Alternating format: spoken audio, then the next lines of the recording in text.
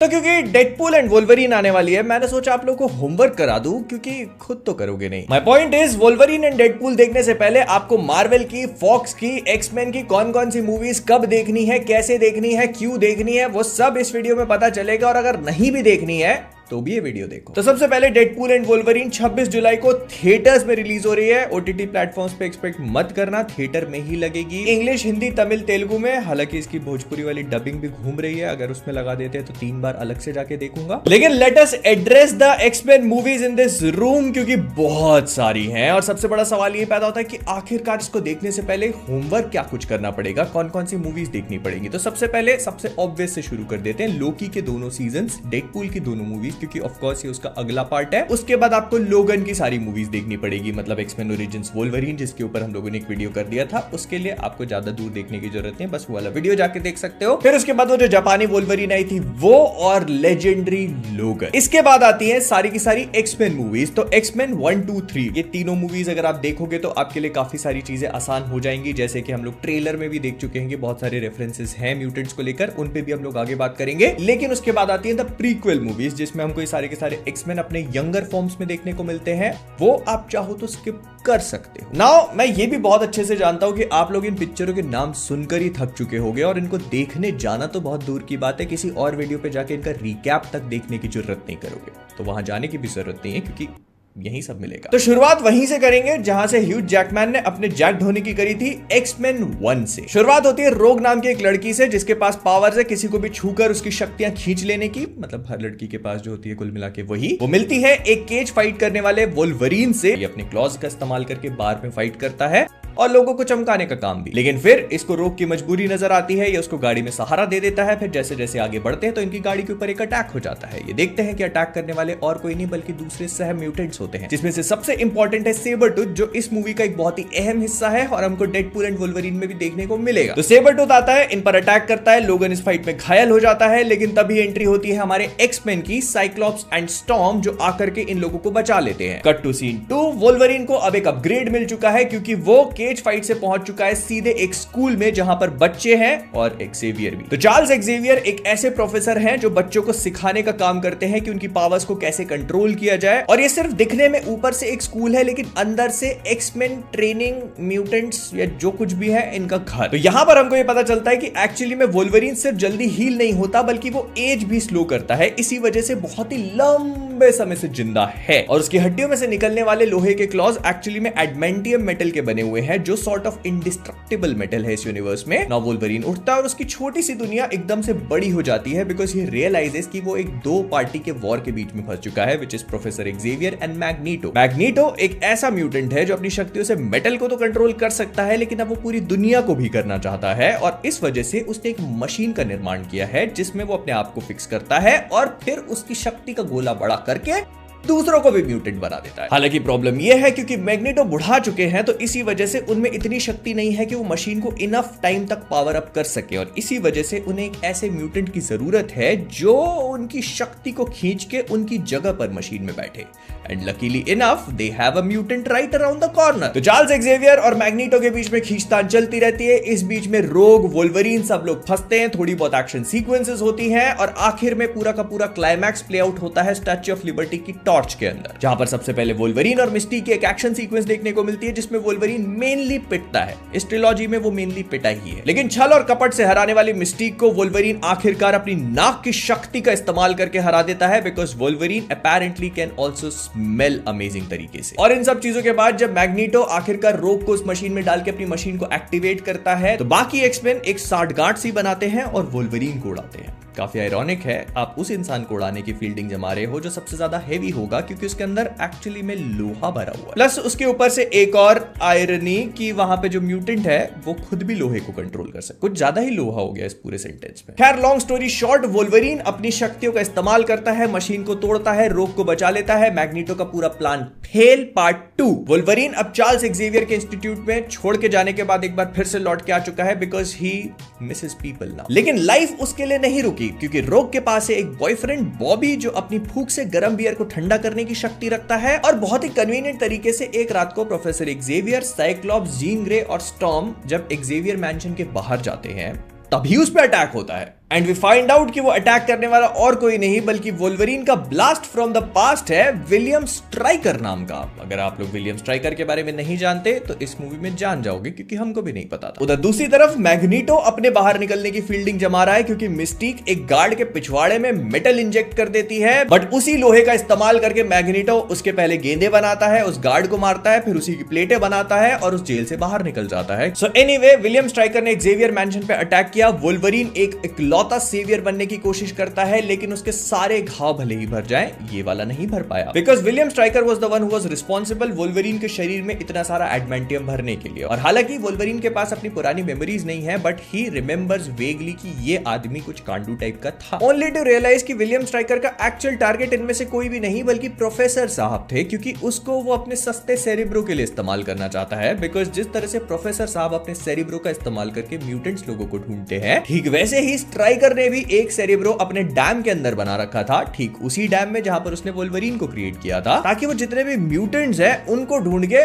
खत्म ही कर डाले। Now the catch here is कि वो इस पूरी चीज को एग्जीक्यूट करने के लिए प्रोफेसर साहब का इस्तेमाल नहीं करता, सिर्फ उनको थोड़ा सा मैनिपुलेट करके अपने लड़के का इस्तेमाल करवाता है। बट मूवी खत्म होती है उसी डैम में, जहां पर वोल्वरीन की फाइट होती है लेडी डेथस्ट्राइक से, जो अपेरेंटली वोल्वरीन की ही तरह थी, बस उसके फिंगर्स में से एडमेंटियम के क्लॉज निकलते थे और वो एक बार फिर से वोल्वरीन को वन साइडेड फाइट में पेल के रख देती है। जैसा मैंने कहा, इस पूरी ट्रिलॉजी में वोल्वरीन बस पिटा है। बट हमको पता चलता है कि इस प्लान में मैग्नीटो को भी मिक्स कर दिया गया है, और वो विलियम स्ट्राइकर के प्लान को सिर्फ रोकता नहीं, उसे रिवर्स कर देता है। क्योंकि स्ट्राइकर साहब जैसे प्रोफेसर एक्सेवियर का इस्तेमाल करके म्यूटेंट्स को खत्म कर रहे थे, तो मैग्नीटो उसे और मैनिपुलेट करा के कहता है म्यूटेंट्स को क्यों मारता, इंसानों को मार दो। और प्रोफेसर साहब इंसानों पे अपने बाण चलाना शुरू कर देते हैं। और आपको लगेगा कि मूवी यहाँ पे खत्म हो चुकी है, लेकिन एक्चुअली में नहीं, क्योंकि एक्सेवियर इंस्टीट्यूट का प्लेन पिछले 6 साल से सर्विस पे ही नहीं गया। Because at the exact moment उसको काम करना चाहिए था, उसके इंजन्स फेल हो जाते हैं, और फिर जीन ग्रे अपने प्लेन से नीचे उतर के जाती है, उसको जंप स्टार्ट करती है, और इस पूरे प्रोसेस में वो डैम के पानी में बह जाती है। बट पार्ट 3 में she turns out to be the main villain, क्योंकि वो जिंदा है। इन लोगों ने एक्समैन 3 द लास्ट स्टैंड को अपनी फीनिक्स फोर्स मूवी बनाने का फैसला किया, जिसमें फीनिक्स फोर्स एलियन नहीं होती बल्कि जीन ग्रे के दिमाग में ऑलरेडी एग्जिस्ट करती। किसने सोचा था ये आइडिया? खैर, एलियन वाली भी कौन सी अच्छी बना ली थी इन लोगों ने। खैर, इस मूवी की स्टार्टिंग में हमको पता चलता है कि साइक्लॉप्स, जो पिछली 2 मूवीज में भी था, in case you haven't notice, because आप एक्चुअली में नहीं करते हो। सेकंड पार्ट में तो वो स्टार्टिंग में दिखाया जाता है, फिर सीधे क्लाइमैक्स में, और थर्ड में तो बेचारे के साथ क्या होता है क्या ही बता ही देता हूं। तो साइक्लॉप्स जो एक आवारा आशिक की तरह फिर रहा होता है, उसको अचानक से जीन की आवाज सुनाई देनी पड़ती है। वो उसी एल्कली लेक की जगह पे पहुंचता है जहां पर सेकंड पार्ट का क्लाइमैक्स टेक प्लेस किया था, और उसको पता चलता है वो Jean Grey is still alive, और वो जाकर उससे अपनी मोहब्बत की पाप्पी लेने की कोशिश करता है। और तभी जीन ग्रे उसके साथ जो करती है वो हमको दिखाया नहीं जाता, ऑफ स्क्रीन कर दिया जाता है। बेचारे को ऑन स्क्रीन तो टाइम मिला ही नहीं, मौत तो ऑन स्क्रीन करवा देते उसकी कम से कम। लेकिन इस घटना का पता प्रोफेसर एक्सेवियर को चल जाता है, क्योंकि अपने साथियों को भेजते उस जगह को इन्वेस्टिगेट करने के लिए, एंड दे रियलाइज कि जीन ग्रे अभी भी जिंदा है, बस थोड़ी सी सिडक्टिव हो चुकी है। क्योंकि वो होश में आता ही सबसे पहले वोल्वरीन को सिड्यूस करने की कोशिश करती है, पर वोल्वरीन भाई हमारे ठहरे सख्त लौंडे वो उसको साफ मना कर देते हैं। कहते हैं बस मुझे पता है there is something wrong with you, क्योंकि होश में रहते हुए तो तूने हमेशा मना किया है। और जीन ग्रे बस तबाही के मोड ऑन करके वहां से निकल जाती है, and we realize that there is something really wrong with her, और वो है Phoenix force. Because professor Xavier जब बचपन में उससे मिलने गए थे, तो उसके दिमाग में एक फीनिक्स नाम की एंटिटी थी जो कि बहुत ज्यादा डिस्ट्रक्टिव थी। इसी वजह से उन्होंने एक बैरियर बना लिया, जिस वजह से उन्होंने उसको ब्लॉक कर दिया, और अब अल्कली लेक वाले कांड की वजह से वो बैरियर टूट चुका है, and she has been unleashed. And when I say unleash, she is literally a menace to the society. Professor Xavier उसको काम डाउन करने के लिए उसके घर पे जाते हैं, लेकिन ये शकुनी के भेस में मैग्नीटो आकर उसको वहीं पे भड़काना शुरू कर देता है, and the resultant was disastrous, क्योंकि वो वहीं पर एक्सेवियर साहब की जान निकाल देती है। लेकिन प्लॉट सिर्फ इतना ही नहीं है, इसमें इन्होंने एक और प्लॉट मिक्स करने की कोशिश करी, और वो है म्यूटेंट शक्ति का क्योर। मतलब एक ऐसा म्यूटेंट है जिसके दायरे में जाने की वजह से लोग अपनी म्यूटेंट शक्ति को खो देते हैं, और उसी का इस्तेमाल करके एक ऐसा क्योर बनाया गया है जो म्यूटेंट पावर्स को खत्म कर देगा। तो बस ये एक बहुत बड़ा थ्रेट बन जाता है मैग्नीटो और बाकी म्यूटेंट्स के लिए। तो मैग्नीटो जीन ग्रे का इस्तेमाल करता है बाकी लोगों को खत्म करने के लिए, जिसमें सबसे पहले तो मैग्नीटो एक ब्रिज को उड़ाता है।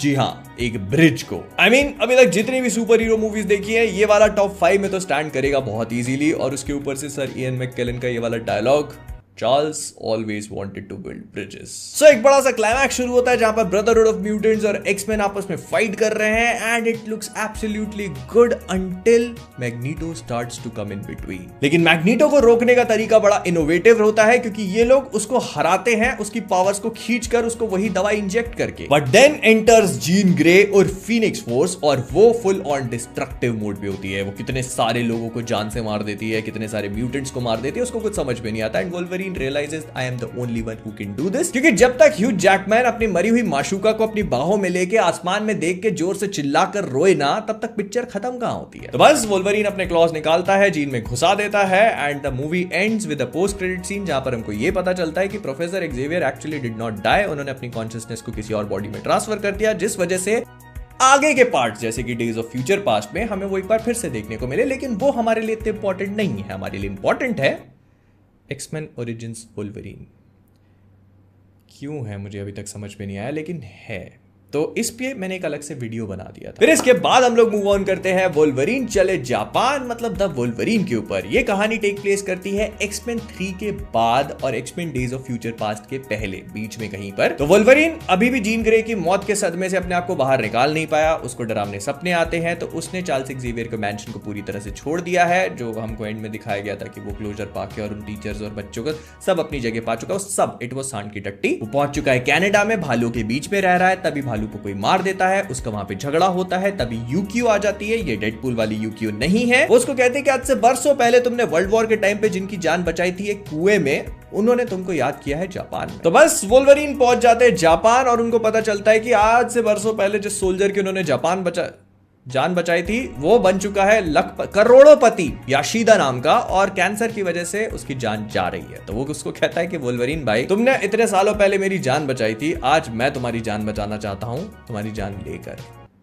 नहीं, सच में वो उसको लिटरली ये कहता है कि तुम्हारा जीवन, तुम्हारा हीलिंग फैक्टर तुम्हारे लिए कर्ज बन चुका है, तो ये मुझे दे दो ताकि मैं हील हो जाऊं और तुम बुढ़ा के मर जाओ। वोल्वरीन उसको कहता है you don't want this Bob, trust me, ये एक कर्ज है जो मेरे साथ ही रहने दो। कुल मिलाकर लोगन भाई भी उसको देना नहीं चाहते थे और वो लेना चाहता था। दोनों को चाहिए था और देना किसी को नहीं था। बस फिर हमारे लोगन भाई सोते हैं और रात में उनको सपना आता है कि कोई लेडी जाके उनका चुम्मा ले रही है। जैसे उसकी नींद खुलती है तो उसको पता चलता है कि वो वाइपर नाम की एक म्यूटेंट है जो कॉमिक बुक्स में एक्चुअली जहरीली होती है। उसको पता चलता है कि याशिदा भाई की एक्चुअली में निपट चुके हैं। फिर अगले दिन जब उनका फ्यूनरल हो रहा होता है तो वहां पर कुछ लोग अटैक कर देते हैं। वोल्वरीन जैसे तैसे मारिको उसकी बेटी को वहां से बचा के निकालता है एंड इसी प्रोसेस में ही रियलाइजेस कि उसके वुंड अब काफी स्लोली हील कर रहे हैं। और बस इसके बाद ये लोग थोड़ा बहुत भागने का ही काम करते हैं। कहीं पर किसी डॉक्टर को दिखा रहे हैं, कहीं पर वोल्वरीन बेहोश हो रहा है। लॉन्ग स्टोरी शॉर्ट, वोल्वरीन और मारिको की जैसी थोड़ी बहुत बात बननी शुरू होती है, एक रात रंगीन होने के बाद मारिको को उठाकर ले जाते हैं। वोल्वरीन और यूकियो मारिको को ट्रेस करते हुए पहुंच जाते हैं शिंगेन तक, लेकिन उनको पता चलता है कि शिंगेन के तो ऑलरेडी काम डल चुके हैं, जिनको आके मार दिया है वाइपर ने। अब इस पूरी चीज में एक की मोमेंट हो जाता है कि वोल्वरीन अपने आप को जैसे ही स्कैन करता है, ये रियलाइजेस कि एक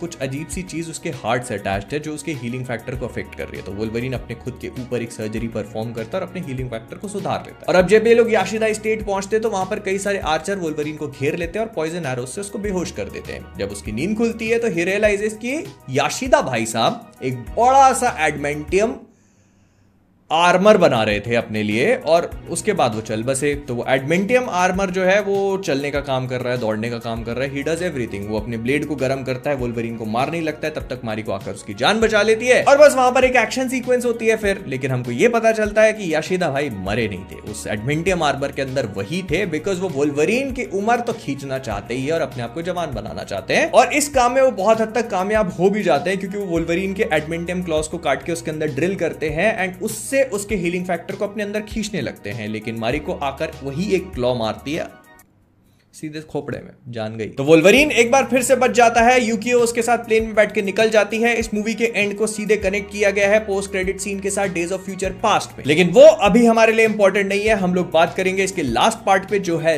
लोगन माय फेवरेट। तो हम लोग देखते हैं एक old broken down old man लोगन को, जिसका हीलिंग फैक्टर ऑलमोस्ट खत्म सा हो चुका है। जब वो क्लॉज निकालने की कोशिश करता है तो एक बार में पूरे बाहर भी नहीं निकलते हैं, और उसका रीजन है उसके खुद के शरीर में डला हुआ एडमेंटियम। वही उसके शरीर को पॉइजन कर रहा है, लेकिन he can do nothing about it now. और अचानक एक दिन उसके पास एक महिला आती है जो उससे कहती है कि उसको उसकी मदद की जरूरत है। वोल्वरीन उसको फक करके भगा देता है वहां से, लेकिन तभी लोगन के पास पियर्स नाम का एक आदमी भी आता है जो उससे उसी लेडी की इंफॉर्मेशन मांगता है। वो उसको कहता है मुझे कुछ नहीं पता, तो वो उसको एक कार्ड देता है जिसमें एल्कली ट्रांजिशन का पता रहता है कि ये एक इंस्टीट्यूट है जो बुरे काम करेगा इस पिक्चर में।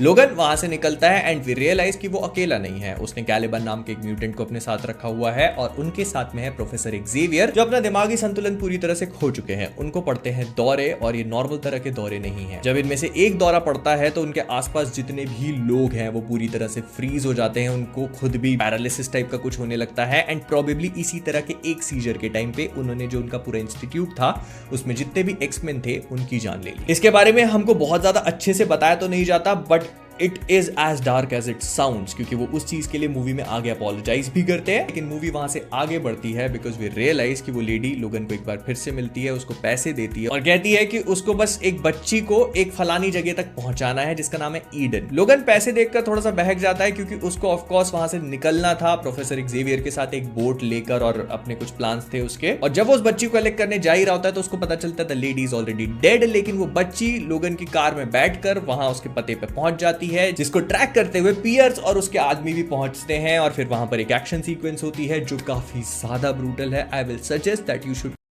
तुमने लोगन देखी तो होगी ना, अभी तक नहीं देखी तो ये तो देख ही लो कम से कम यार। खैर, तो लोगन, प्रोफेसर एक्सेवियर और वो छोटी सी बच्ची जिसका नाम लॉरा है, ये तीनों एक लिमोजीन में बैठकर वहां से भाग निकलते हैं। और तब लोगन को एक फोन में पता चलता है कि एक्चुअली में हुआ क्या था। ये लोग एक फैसिलिटी में थे जिसका नाम था ट्रांजिशन, और वहां पर बच्चों के ऊपर एक्सपेरिमेंट्स करे जाते थे, और उसी एक्सपेरिमेंट का पार्ट थी लॉरा। लेकिन जब से उन लोगों ने X-24 बनाया तब से उनको बच्चों की अब जरूरत नहीं थी, बिकॉज वो लोग एक अपग्रेड की तरफ पहुंच चुके थे जिसको वो परफेक्टली कंट्रोल कर पाए। उनको सुपर सोल्जर वाला पूरा कंसेप्ट चाहिए था, एंड इसी वजह से वो लेडी उन सारे बच्चों को वहां से भगा रही थी ताकि उनकी जान बचा सके। नाउ लोगन और लॉरा वहां से बच के भागने की कोशिश करते हैं। फिर वो एक फार्म पे पहुंचते हैं जहां पहुंचकर एक बार फिर से अटैक हो जाता है। लेकिन इस बार अटैक करने वाला कोई भी नॉर्मल इंसान नहीं होता, वो होता है वोल्वरीन खुद। लेकिन इस बार ओल्ड मैन नहीं, बल्कि उसका जवान वर्जन। बेसिकली हमको ये पता चलता है कि X-24 जो उस लैब में क्रिएट किया गया था वो लोगन का ही एक क्लोन है, और वो आकर प्रोफेसर एक्सेवियर को निपटा देता है। अब इस बात से ऑफकोर्स वोल्वरीन बिल्कुल भी खुश नहीं होता। उसकी और X-24 की फाइट होती है जिसमें X-24 उसको बहुत ही बुरी तरह से रगड़ देता है, बिकॉज वो जवान है, लोगन के घाव नहीं भर रहे। लेकिन फिर भी ये लोग उसको गाड़ी से ठोक ठाक के और काफी बुरी तरह से पीट के वहां पर रोक देते हैं। एंड वी रियलाइज कि उसके घाव भी इतनी आसानी से नहीं भरते। उसको एक स्टेम सेल टाइप का कुछ इंजेक्शन दिया जाता है जिसके बाद वो हील होता है। लेकिन उससे पहले लोगन और लॉरा जो है वो बाकी सारे बच्चों से मिल जाते हैं, और वो लोग बताते हैं कि वो लोग लिटरली एक ईडन नाम की जगह की तरफ जा रहे हैं। बट वोल्वरीन उनको कहता है कि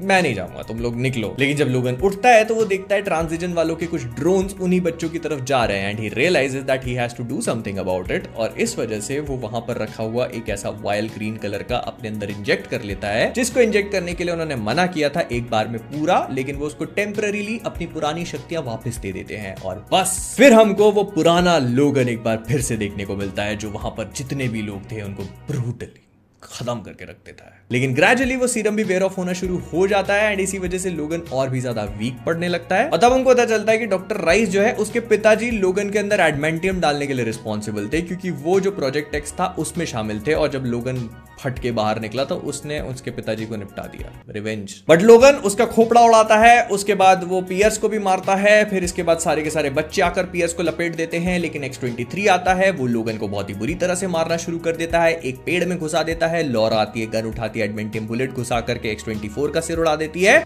सो X-24 गया। लोगन को भी एक बहुत ही इमोशनल सेंड ऑफ मिलता है। I still am not recovered from it fully yet. They ask you how you are, you just have to say that you're fine when you're not really fine. लेकिन Deadpool and Wolverine उस चीज को बिल्कुल ठीक करके रख देगी अब। लेकिन इसके अलावा लोकी के दोनों सीजन्स थोड़े से ज्यादा इंपॉर्टेंट हो जाते हैं। आई एम प्रिटी श्योर अगर आप इस चैनल पे हो तो आप लोगों ने वो तो देख ही लिए होंगे। अगर वो नहीं देखे हैं तो फिर मेरे वीडियोस ही जाके देख सकते हो। इसके अलावा Deadpool 1 and 2 are extremely important. अगर वो भी नहीं देखे तो उसका बस एक बेसिक प्लॉट ये है कि डेडपूल 2 में हमको केबल देखने को मिलता है, जिसके पास एक टाइम ट्रैवलिंग वॉच होती है, जिसका इस्तेमाल करके वो फ्यूचर से पास्ट में आता है। और उसके पूरे इस इनकाउंटर के टाइम पे वो अपनी वॉच के चार्जेस यूज अप कर लेता है, जिस वजह से वो अपने टाइम में वापस नहीं जा पाता, लेकिन उसके एंड में डेडपूल उस वॉच को फिक्स करा लेता है। तो अब डेडपूल कैन टाइम ट्रैवल। हो सकता है कि यही कारण बने उसके आगे जाकर TVA के साथ जो भी शेनानिगन्स हो उनका। बाकी इसके अलावा तो आपको ऑलमोस्ट हर एक चीज पे रिफ्रेशर मिल ही चुका है। अगर आप सोच रहे हो कि आपको एक्समेन प्रीक्वल्स देखने की जरूरत है, तो I think you don't have to, because वो रेफरेंस किए जा सकते हैं। एंड आई जस्ट होप कि जेम्स मार्सडेन के साइक्लॉप्स को एटलीस्ट इस पिक्चर में तो टाइम दे। और अगर आप चाहते हो कि आपको भी आपके क्रश से टाइम मिले, तो वीडियो को लाइक करो फिर।